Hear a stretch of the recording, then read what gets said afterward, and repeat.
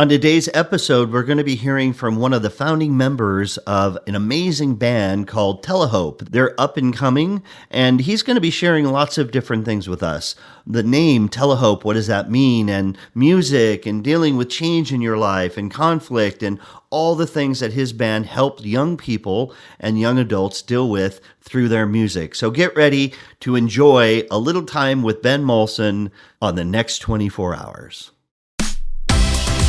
Welcome to the next 24 hours, where I'm going to give you real information you can really use to transform your life and work one day at a time. I'll be your host, Curtis Zimmerman.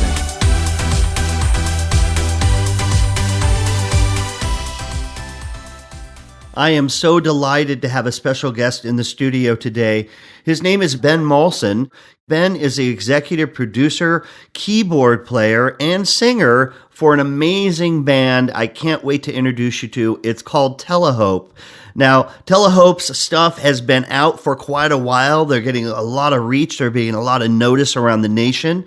They've been featured on Sirius XM Radio, MTV, major radio stations nationwide, of course, and their music has been downloaded and streamed over 1 million times, millions of times, actually. So excited to have him sitting in studio today. Welcome, Ben, to the next 24 hours. Thank you very much for having me, Curtis. Absolutely. I can't tell you how excited I am to have you in studio today to talk to us a little bit about what it takes to be a modern artist and somebody that's in a band in today's world. And before we get into any of that, tell us a little bit about the journey you as a 12-year-old or an 8-year-old, or I don't know how old you were, when you decided, I really want to be in a band and I want to make that happen. How does that happen? Yeah. Well, first of all, thank you for having me on. This has been a long time coming. I started piano lessons when I was, I think, 8 years old, and I hated it, and I quit after like a month. And I was like, this is the worst. A few years later, I picked up banjo. My mom was like, you have to learn an instrument. I was like, okay, banjo it is. So I learned to play the banjo, and I played that for 5 years until I was, I think, 13, 14. And I said, you know what? Banjo is not cool. Chicks don't dig banjo like they do guitar. Right. I get it. So, yeah, so I picked up guitar and I learned guitar. But in high school, I had insomnia. And so instead of spending every night being awake until 5 a.m., doing nothing, lying in my bed, whatever, I chose to go down in my basement and learn the piano. And so over the course of a year that I had this insomnia, I learned the piano, and I learned how to use GarageBand, a music software, and I learned how to create songs and write songs. And through that, I really just fell in love with making music, expressing my emotions and what I was feeling through these sounds and just these songs. So the difference between somebody making you play piano and you going, you know what, now I really want to understand how to make this thing sing my words and my feelings, and you go and you sit down at the piano, it's a completely different mindset. I mean, because it's the same piano. It's the same you. So what changed between those two places in your mind, or how did that? Yeah. Because I also have made. Notice I said made all of our 3 teenagers now play an instrument, and we had a variety of different reactions, very similar to your first experience. Sure. Yeah. So I know a lot of families who their parents make the kids play an instrument, and I think that's great. It's like learning a language in high school or college. Like, you have to do it. It's just learning another language. And if you don't like it after, a couple years, whatever, then you don't have to keep going. But if that's something you want to do, then your passion is the only thing that's going to drive you to do that. And so at that point, I was not made to do that, but it was just my love for making music. And that's why I kept going.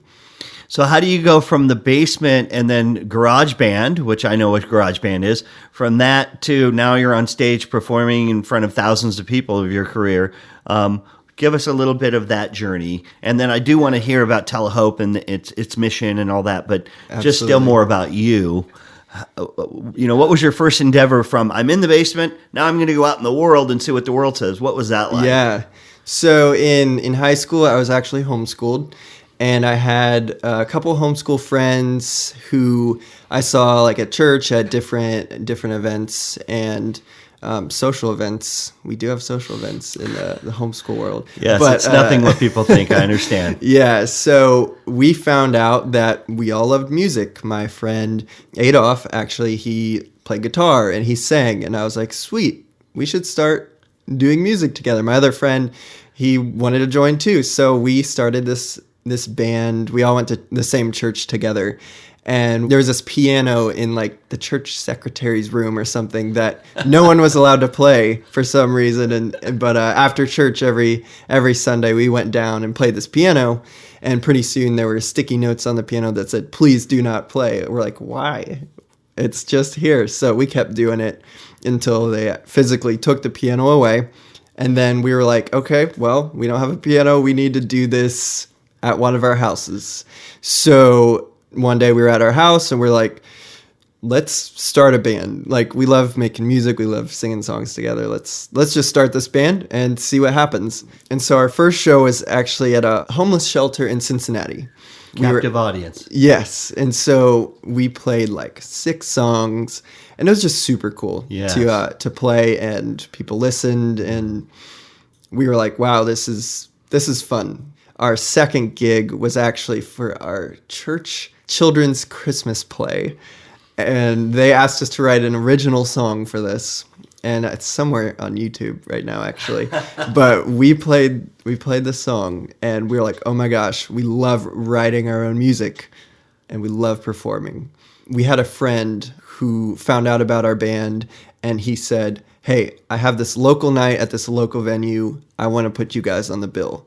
And this was a huge stage. This was a 1,200 cap venue, meaning 1,200 people could fit in this room. Wow. It was huge. Yes. We really had this great venue in Cincinnati called The Underground, and it really existed to help local artists have a platform and just have a stage and share their music with everybody.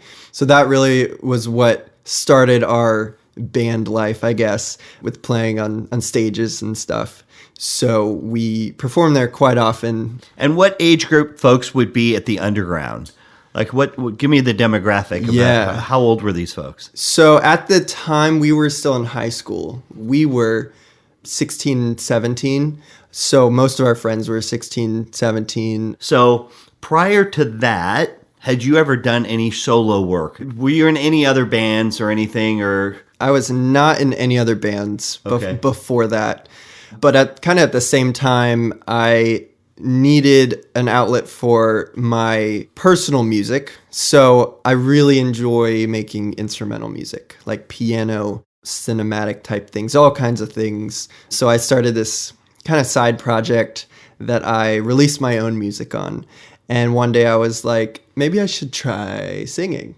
And so I wrote this song. It was my first song with vocals in it, and I sang it, and I released it to the world. I did a music video to it, and wow, that's awesome.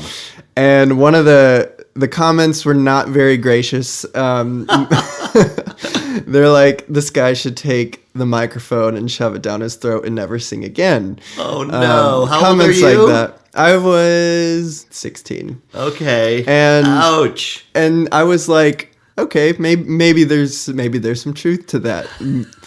But at least I tried, I wanted to try, and it was an awesome experience, but I didn't sing again for many years.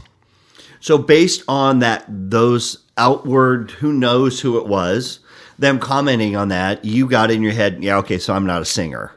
I can still play music and stuff, but I'm probably not the singing guy. Right. Okay. And we're going to find out that now you actually are one of the singers for Telehope. Correct. And you are an amazing singer and have a great voice. And so glad you found that again and you're sharing it with the world. But it was a very long journey from that point to now. I think that was 8-9 years ago. So yeah, it was a long journey of a lot of learning, myself, a lot of learning through the course of the history of the band and things like that. Let's go to now we're sitting around and you have the players for Telehope. It wasn't even called Telehope at the time. And let's talk about there's all different types of music played for all different types of people. And it seems to me, from what I know, that Telehope has a real mission Yes. in the world. Yes. And so why does Telehope exist? Yeah. And why have you put the last 15 years of your life into this, and why do you believe in it so much? Yeah, so I'll go back to kind of the beginning of Telehope. So right before that, I moved to Nashville for internship at a producing studio over the summer. And I learned the very first day there that bands don't make it big overnight anymore. It takes years of hard work, and kind of the overnight success doesn't really exist.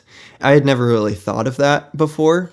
So then I spent the rest of my internship learning about how do bands make it big? How do they become successful?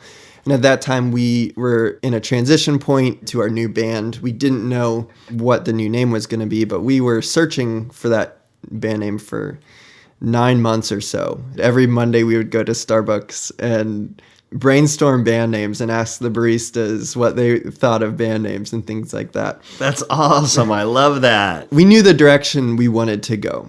We got a message on Twitter one time from a girl who said that she was thinking of committing suicide, and then she heard our song and it gave her hope and it gave her another breath of life to keep going and not end her life, which was super powerful for us.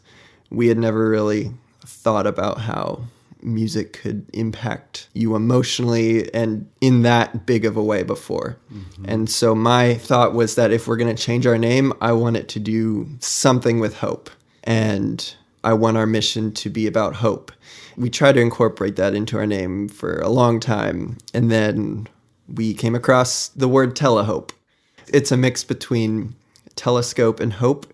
And the idea behind it is that tele means looking to the distance and drawing that hope near. Kind of the idea behind that is no matter how far away hope may seem, it's there. No matter how small it is in the distance, it is there. If you use your telescope of hope to draw it near, you can have hope, no matter how far away it seems. Well, all I can say is that's profound, and there's never been a time that more people need hope. And especially I know your music is geared for younger folks, college students, and a lot of people that today are dealing with lots of issues.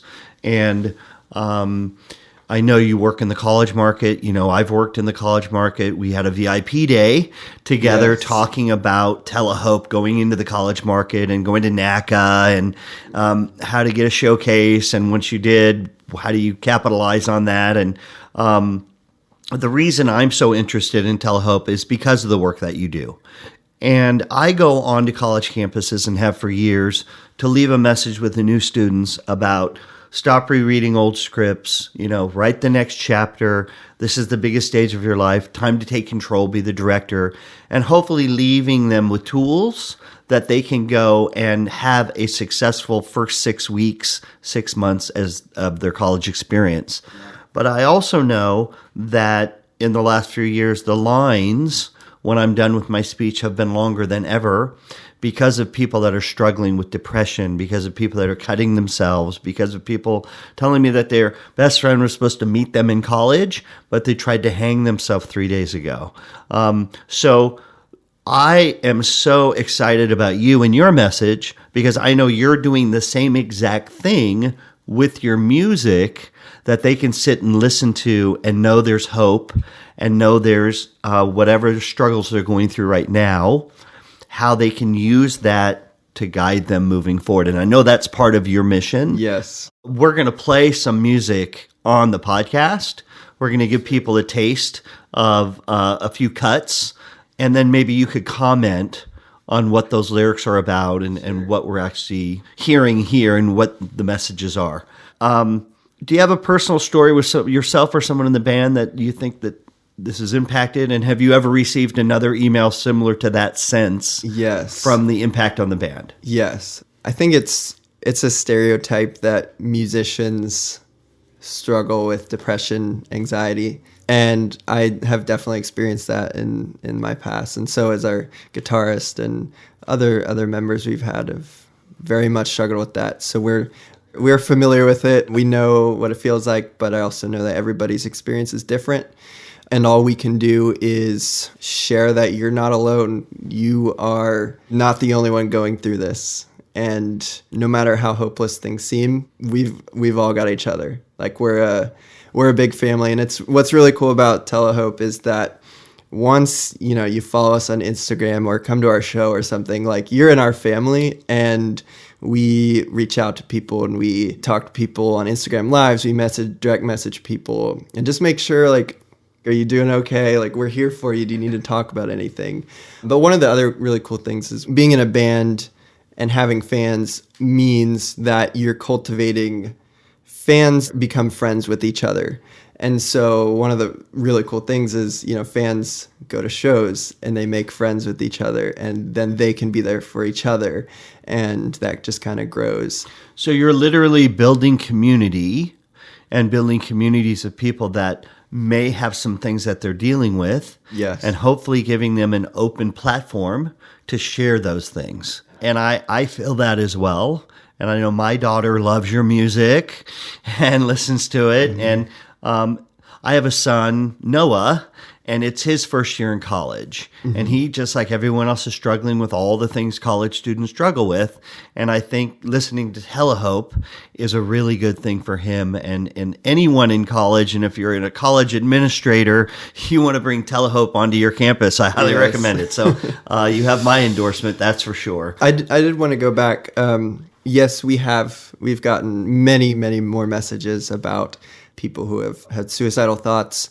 We've had people reach out to us and say, hey, I've stopped cutting. Hey, I've actually broke up with my boyfriend because it was an abusive relationship, and one of your songs helped me do that. Wow. So it's like really crazy things where it's like, wow, this song made you break up with your boyfriend. Like that's pretty powerful and crazy. It's such a weird feeling, but it's also such a very, like, a triumphant, yes, this is helping people do what they need to do. So I have lots of different types of listeners, and I have executives, and I have middle management, and I have moms, and I have all different kinds of people listen to this podcast. If there's somebody that has a son or a daughter or a friend who is struggling with some of these things, which right now I think everyone has a son or a daughter or a friend who's dealing with how can they find your music? What is it how can I have them go and find Telehope? And is there a certain song you recommend they start off with? Because like with my program, Life at Performance Level, I don't shove down people's throats, hey, be the star, be the director, take control. I juggle and need fire and play Simon Says. Yes. And then I kind of sprinkle that information in there. So like with your music, it's not like I'm going to a therapist and listening to the music with that. It's just the theme and the overall good feelings. Right. Those are the two questions. Where can they find you if they want to send it to somebody? And what song do you recommend? What's your biggest hit, or what song do you recommend? So we are on Spotify, Apple Music, Google Play, all those places where you can listen to music. We're also on all the social media places, Instagram. I really recommend, if you're going to follow us on social media, follow us on Instagram. We're very interactive with replying to messages, with like Instagram Lives. We're super, super interactive on there, as well as Twitter. We try to be as funny as we can on Twitter. Yeah. But you're saying it's a full engagement. If you go here and you like our stuff and you comment, we're going to see it and we're going to comment back. Absolutely. We're not these big old rock stars over here that no. We want we're face to face with our fans. Absolutely. I love that. We have a policy, like every message that we gets responded to in a meaningful way, and because we never know what somebody's going through, and we never know if they're at their final straw with life or whatever it is, and so we just want to be friends instantly with everybody, You take that responsibility very seriously. Absolutely. Yes. It's what are the top 3 songs people want to listen to first if they want to get jacked up on Telehope? Well, we're kind of in a transition phase right now where myself and our guitarist Adolf are moving into the singing position together. So we're recording new songs. We have a new sound, new voices. When will some of that stuff be released? What, do you have dates? Yeah, so our first song just got released in January. It's called Against Us, which is about pressing on when the world feels against you and everything just feels like it's crashing down. Yes. But that's kind of our first song under our new sound. We have a couple albums out before that. All right. Well, let's go ahead and take a listen to that. This is Against Us by Telehope. Enjoy.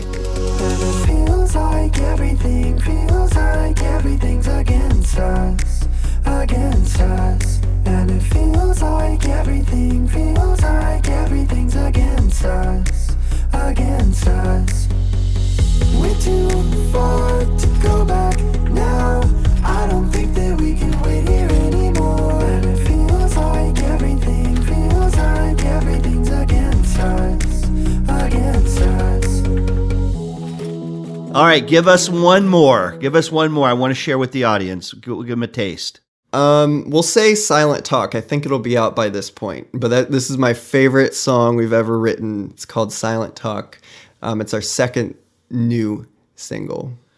Silent Talk by Telehope coming to you live right here over the podcast the next 24 hours. Check it out. Wanna feel new. Wanna feel like everything's going right. When I'm with you, it's the only time I feel alive. You're my silent talk. Silent talk. Wanna feel new. Wanna feel like everything's going right. Wow, so impressive. My question is, tell us a little bit about the meanings and the stories and what's really being said in these lyrics. Silent Talk is almost therapeutic in a way. Like you don't have to express with words what you're feeling, but somebody just knows you well enough that they know exactly what you're going through. The silent thing is very interesting because as a mime for 25 years, I completely understand what it's like to be in all different types of circumstances where I didn't choose not to talk. They literally paid me to shut up, right? Yes. So everyone knew I wasn't going to talk, which interestingly, when you're there long enough in a room, people just start opening up and talking to you because they know you're not going to respond. And so there's lots of layers from my perspective of what you talk about. And I feel that the spirit of Telehope plays so well to the audience because of that insight in who you are as a person. And the other band members bring their own things as well. So I just think that's a beautiful thing. And so many people, I have to say today, feel like they don't have a voice. Yes. And don't feel like they can go on all the social media platforms because they have, and everybody has something that they look at, their hair, their nose is too big, they have big ears, they have the wrong color hair, they have a pimple, they have whatever it is. They use all of these things. I think you just described me. Thank you very much. No, it's just important to say, even though we have a lot of people sharing lots of content, there are a much bigger audience of people that don't feel comfortable with sharing because of these real or imagined things that they're not good enough to share. Who would ever care what I have to think? Right. And that's a brilliant part of Telehope, is you give those people a voice in that community, and that is awesome. We want to hear if our fans draw things, or like if they make art or they something. We say, hey, send it to us. We love to see things, and we love to know what you're up to. And I think it's really important to know that you should have a voice in that, in art, in whatever it is. It's really important for you to express yourself because people love it, and it can bring hope to people. It can bring light and life to people where you might not expect it ever. I think having people share their authentic self, whatever it is, everyone brings something. Absolutely. Is so just we need more of it in our communities, on our college campuses, in our high schools. And that's what you promote, that everyone has beauty in them, is just why I was so excited about having you on the podcast. And I will say, I didn't have a good voice 10 years ago. And I still think, I may not have the best voice. But I think it's really important to practice. And the best way to do that is to have a voice, get out there. You have to do whatever you want to do badly before you can do it well. I wrote hundreds of songs that have been terrible. And you have to draw pictures that are terrible before you can draw the good ones or write the good songs, because it takes practice. Don't worry about having the best, drawing skills or voice skills right now, because if you practice, someday you can get there. Yeah, I could not agree with you more. Obviously, I say that, passion supersedes natural ability. And I truly believe that. And if you're passionate about Telehope and you're passionate about helping people you're probably never even going to meet in many cases, as this blows up even more, that supersedes whether or not you think you have a good singing voice. And it makes you have to get out of your own way. Yes. Because I love the concept of you sitting in your room and getting those emails, comments about your YouTube video going, this guy needs to just never sing another tune and take that microphone and shove it down his throat. And you stopping and walking away from it and not receiving those so many years later. Hey, I was thinking about I might need to end my life, but because I listened to your music, I'm still on the planet. Yeah. You had to get out of your own way that day and realize, even if they don't like my voice, I have something I have to share. Right. And I think that is so beautiful and so true. Talk to me for a minute about, so we've talked about Telehope and its mission and the love for music and the love for people. Now, when I was in an entertainment, because I was a mime and a juggler and a fire eater and all that for 25 years, what I always told performers was what I was in is something called show business, and business is a bigger word. Yes, much bigger. So give us a little bit about all the hats that you wear. So if we went through a list of all the things you do for Telehope, I'm guessing it's pretty extensive. Yeah, currently I am our general manager, booking agent for everything but college shows. I actually design our light shows. I design our live music, how we play that live. So the actual stage production. Yeah, we're going to walk over here and do this. We're going to jump. Now it's going to be a solo for the drummer or whatever. Yep. You design and go through all of that as well. Mm-hmm. Yeah, I do our finances and take care of our bank accounts and buy equipment and sell equipment and write the songs, and I actually produce the music. I mix this music and master it, and a lot of different things. So any band that's been around longer than 5 minutes has had changes and has grown through things and has, members come and members go. That's just the nature of being in a new, young, fresh band. I'd love to hear you talk to some of those things that Telehope has gone through, some of those growing pains as well. Yes. So most recently, our biggest change was our lead singer stepped down from the band. He had a life change of direction. We are best friends, and he has a wife and a daughter. Everything's still great between all of us, and that's the biggest change that we've been going through right now. But we made a very conscious decision that, we're not gonna quit. We're not gonna not be Telehope anymore just because somebody had a life change of direction. For me and Adolph and our drummer Calvin, we're all 100% invested into the band, and this is our dream and our passion and what we live and breathe literally 24/7. This is what we think about.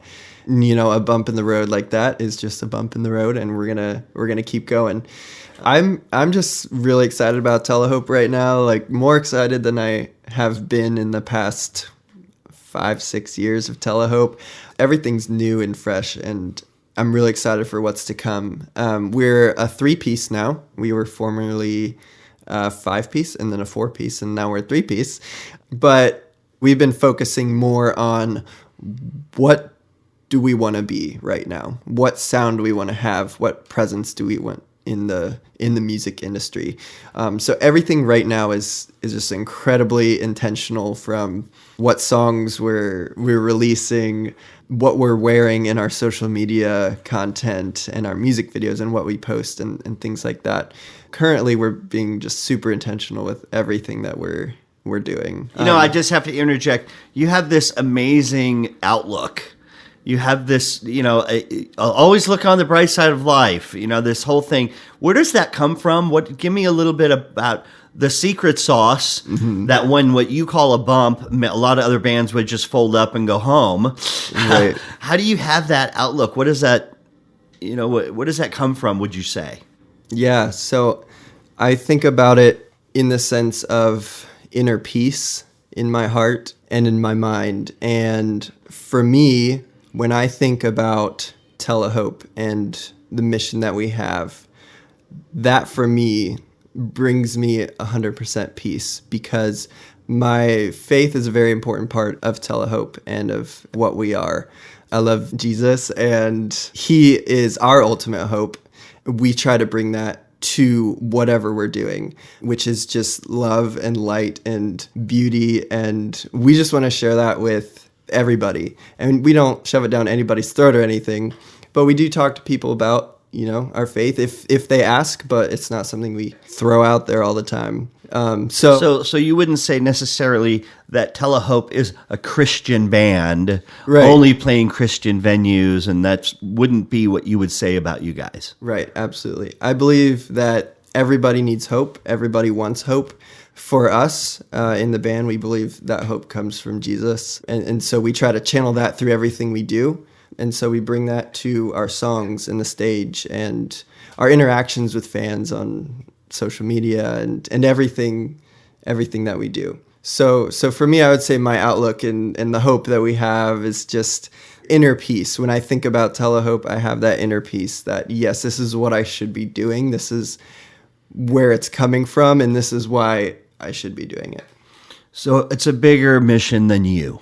Absolutely. Right. I love that. And so it's really cool because everybody in the band knows that. We all believe it. We all feel it. And so it doesn't matter what we're doing in the band. I could be playing the shaker for all I care. But in that sense, everybody just has this kind of mind of willingness to do whatever is necessary to bring that hope to people.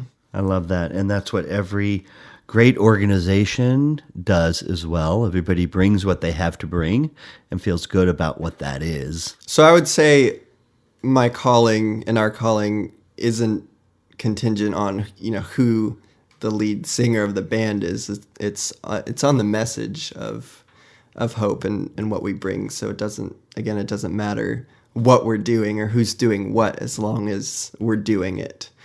And through this transition, it's been really interesting because it takes a lot of confidence in any transition just to know that things are going to work out if you are smart and you work smart and you work well. I would say I'm a very confident person, but I'm not necessarily confident in my abilities. I'm more confident that I can figure out how to have the ability.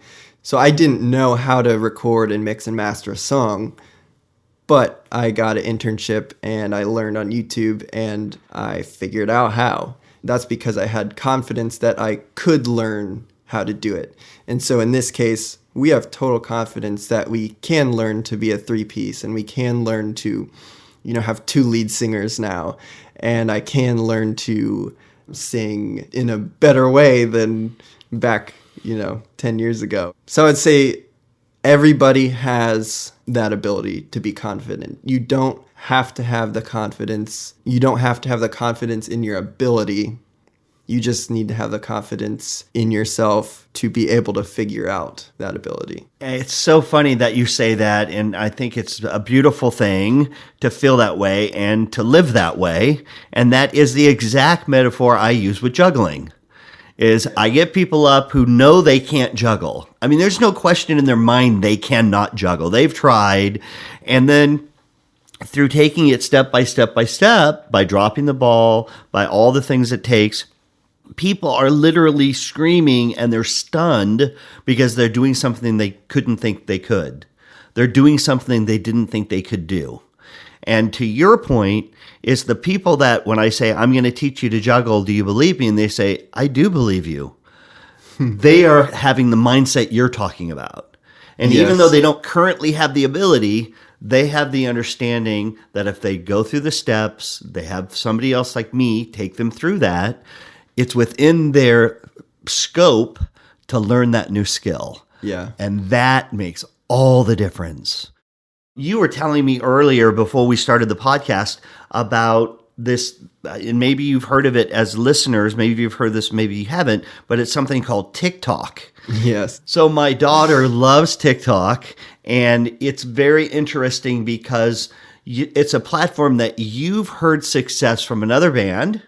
This is a story you were telling me. Share that a little bit, and then how you're going to use that as a jumping off place for listeners. Yeah. So first, tell us, what is TikTok? Yeah. So TikTok is kind of the biggest new social media platform. Really, it's focused around short videos that either somebody's dancing or doing something just really weird or just random stuff for 10, 15 seconds, and a lot of it incorporates music. So we have these friends in a band called Public, and their song "Make You Mine" kind of just blew up on TikTok over the past year or so. They're TikTok famous. They're TikTok famous. Which is a thing, everyone. That's a real thing. It is a thing. Their song "Make You Mine" blew up. They got signed to Island Records, and now they're on a big tour right now, and their songs have hundreds of millions of streams now, which is pretty crazy. So I think it's just a testimony to what's big right now. How can you leverage what is current? And if you do that, you could go viral. Absolutely. And all the large brands I work with, they are looking for the same thing. What are 14-year-old girls spending hours looking at?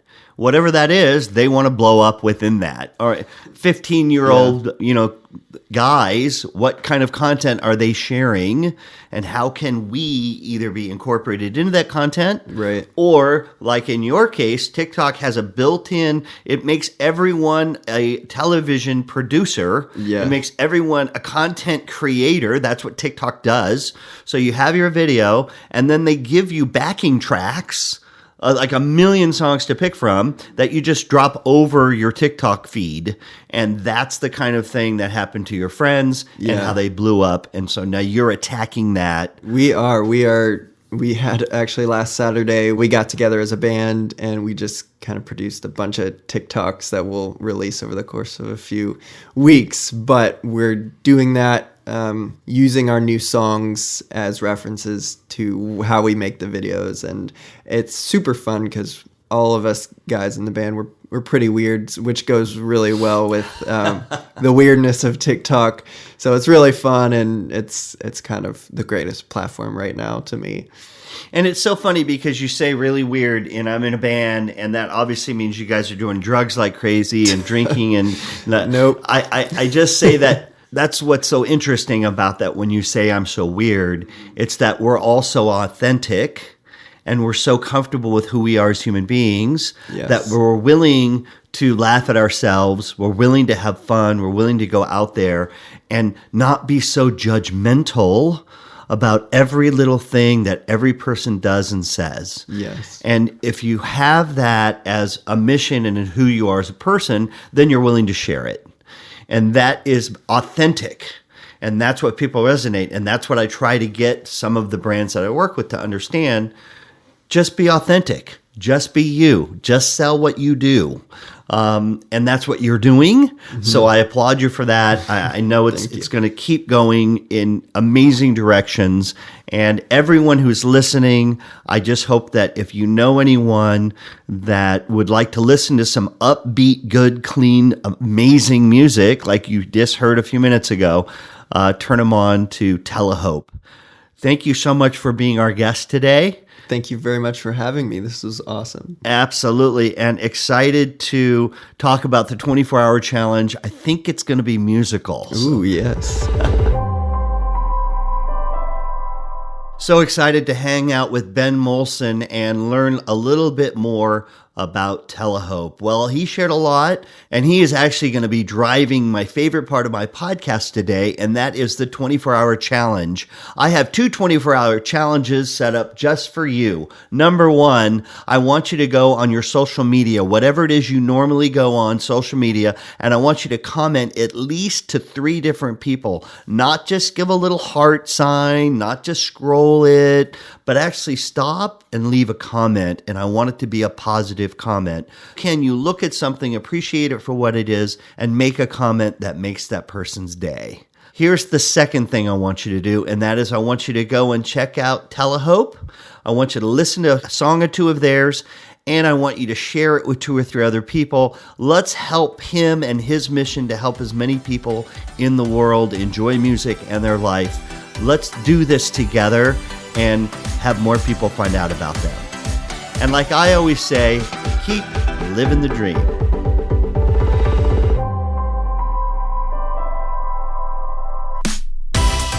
Hey everybody, I wanted to thank you so much for listening, and I have a workbook that is all about script writing. It's how to write a new script. It's normally $15 on my website.